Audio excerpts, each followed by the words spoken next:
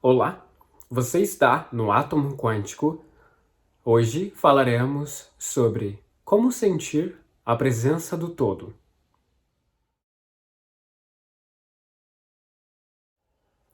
Separamos este vídeo em 4 tópicos básicos para que consigamos compreender melhor de que forma essa energia se manifesta na nossa consciência.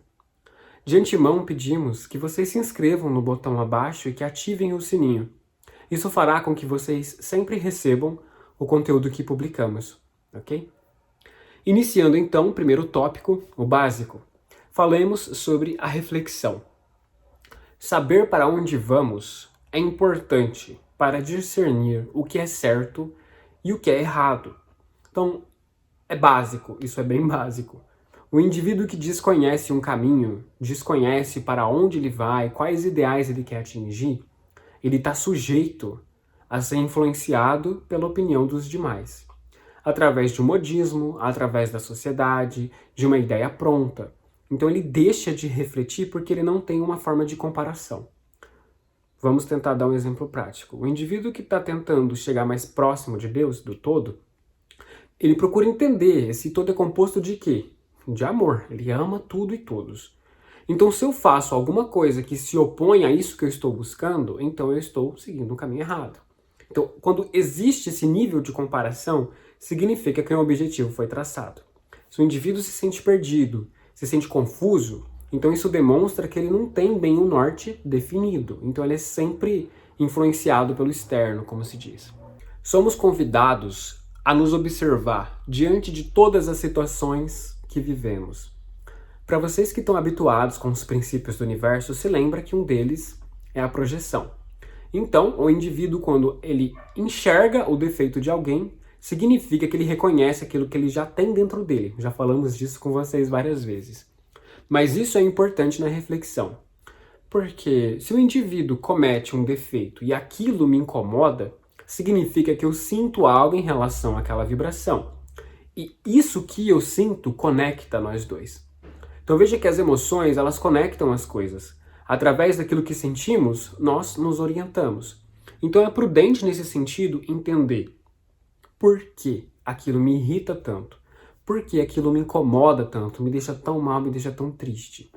Essa é uma grande reflexão.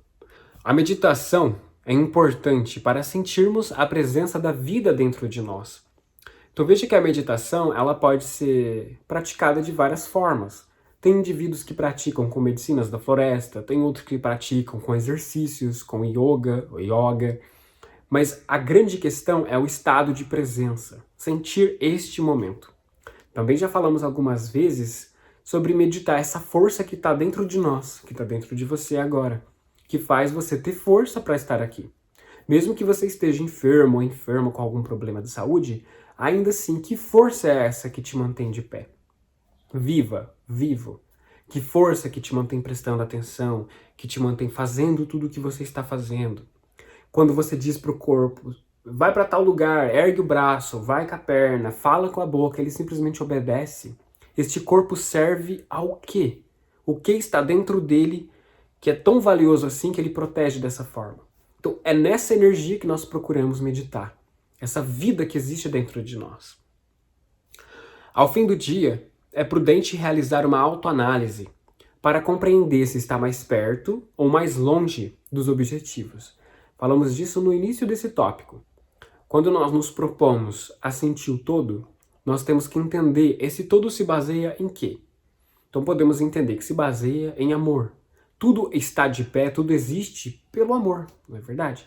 Então tudo aquilo que se opõe ao amor está contra o princípio daquilo que eu busco. Então se eu chego à conclusão no fim do dia de que, beleza, eu fiquei um pouco mais distante de Deus, aí cabe a pensar, por que eu fiz isso? Que situação aconteceu que me fez cair desse jeito? Para que no dia seguinte nós estejamos mais inteligentes, que caminhemos com mais cuidado na próxima vez. Um dos aspectos que me pega muito, particularmente falando, é o estresse. Quando saímos para o trânsito com o carro. Gente, aquilo é... Pelo simples fato de estar na cidade, naquele trânsito enorme, já te dá um estresse, assim. Então, é um exercício diário Não tem como dizer para alguém assim, me iluminei, acabou, agora eu vou viver em plumas e paetês. Não, as coisas não são assim. A iluminação ela é constante em cada momento. Segundo tópico, então, a disciplina. Há muitas contradições no que diz respeito ao ego, mas compreendamos que um ego forte e bem estruturado é capaz de manter a sobriedade mental. O próprio Helio Couto falou isso uma vez numa palestra e foi como uma luva que serviu nos conhecimentos adquiridos, né? Que muitas vezes, né, particularmente já vi muito isso, de indivíduos que acreditam que o ego precisa ser morto, né, que precisa acabar com o ego. Só que o ego é uma ferramenta que a natureza concede. Então talvez nós estejamos utilizando mal esse recurso. E por isso nós entendemos que temos que sacrificá-lo. Então, o ego, como falamos para vocês, ele é um recurso mental. Ele é importante, é a questão da identidade física que dá sentido a alguma coisa. Então, quando nós temos o ego como nosso amigo e o deixamos forte, ele nos ajuda. Ele nos ajuda a comparar aquilo que nós estamos fazendo. Olha, Eduardo, isso aqui que você está fazendo não condiz com aquilo que você aprendeu. Que recurso é esse que compara essas coisas? Acredita-se que é o ego, aquele que intermedia, aquele que filtra. Então, quando o ego ele é nosso inimigo, ele é cheio de birra, é porque nós mal educamos ele. E educá-lo exige muita paciência, determinação, exige virtude, como se diz. Saber o que faz e para quem faz. Isso também é muito importante. Então veja que em tudo aquilo que fazemos é necessário nos questionar. Isso aqui que eu estou fazendo beneficia a quem? Se tem um benefício somente meu, então podemos classificá-lo como egoísta. Porque de todo o entorno que me circunda, isso vai acrescentar somente a mim? Então, será que isso realmente é prudente aos olhos do todo? Se o todo considera tudo e eu estou considerando somente a mim mesmo, podemos ver que aí há uma incongruência, correto?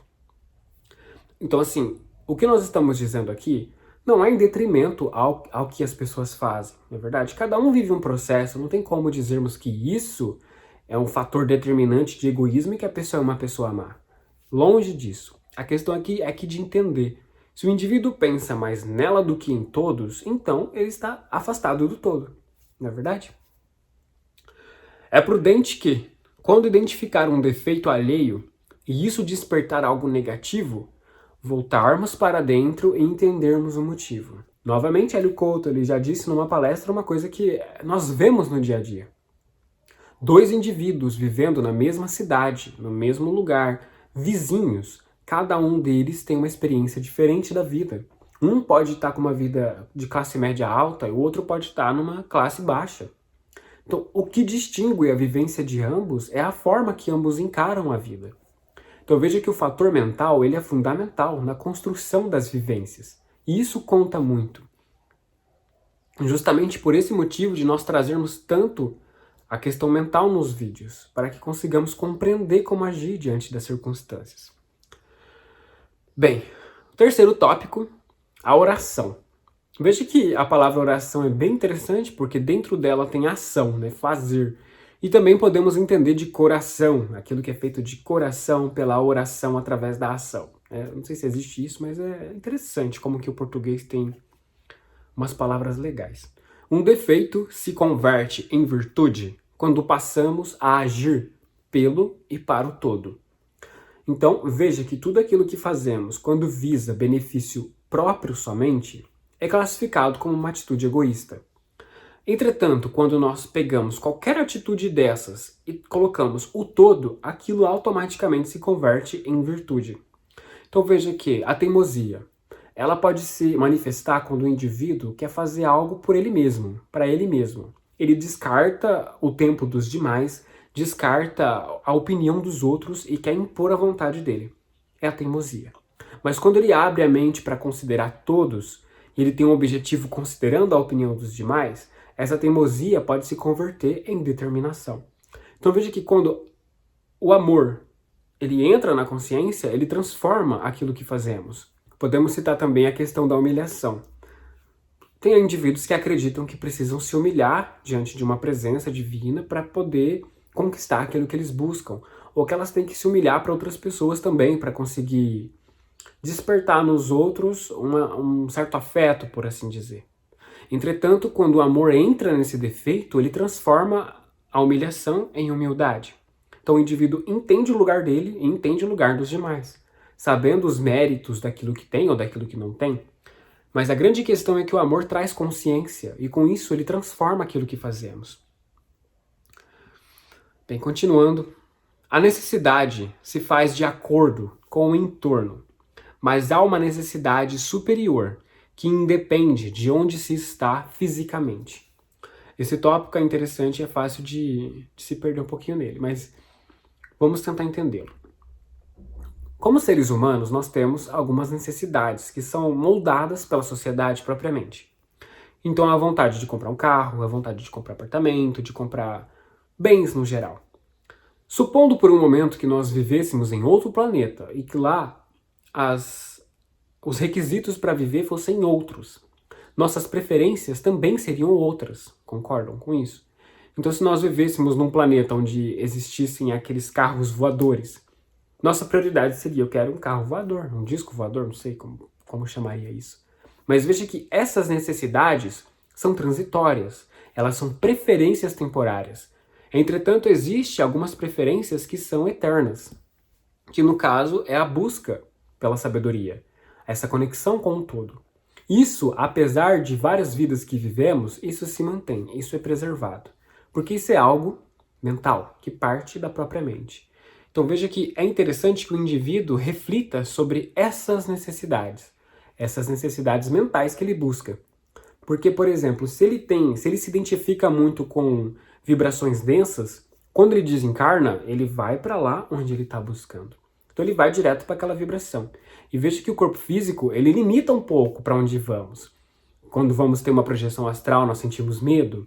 Quando vamos ter alguma experiência com alguma medicina sagrada da floresta, nós temos medo do que vai acontecer. Então é um apego que temos pelo corpo físico.